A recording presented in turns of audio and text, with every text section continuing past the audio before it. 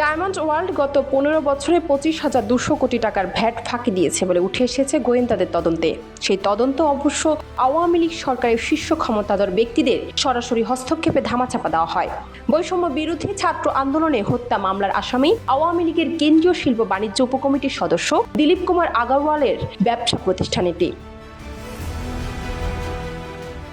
তদন্তে জড়িত একাধিক কর্মকর্তাকে ভ্যাট গোয়েন্দা ও তদন্ত অধিদপ্তর থেকে তাৎক্ষণিক বদলি করা হয়েছে বলে জাতীয় রাজস্ব বোর্ডের একটি সূত্র জানিয়েছে। এনবিআর-এর আয়কর বিষয়ক গোয়েন্দা সংস্থা central intelligence cell Dilip Kumar Agarwala ও ডায়মন্ড ওয়ার্ল্ডের আয়কর নথিতে পাওয়া কর ফাঁকির তদন্ত ধামাচাপা দেওয়া হয়েছে বলে জানিয়েছে এনবিআর সূত্র।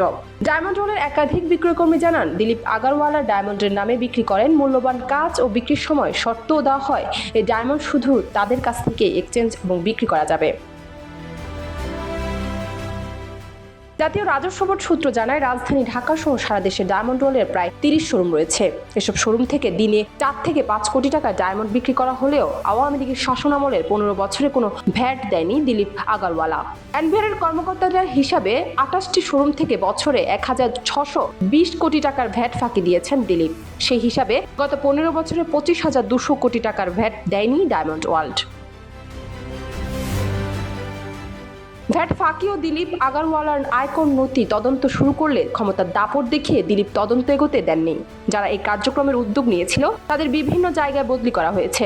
সাবেক প্রধানমন্ত্রী শেখ হাসিনার কন্যা সাইমা ওয়াজেদ পুতুলের সঙ্গে ছবি তুলে সেগুলো মন্ত্রী, আমলা ও সরকারের বিভিন্ন দপ্তরের উচ্চপদস্থ কর্মকর্তাদের পাঠিয়ে ভয়ভীতি দেখাতেন। একই সঙ্গে তার বিরুদ্ধে যাতে কোনো ধরনের আইনি পদক্ষেপ না নেওয়া হয় সেটা নিশ্চিত করতেন। ডেস্ক রিপোর্ট, দেশ রূপান্তর।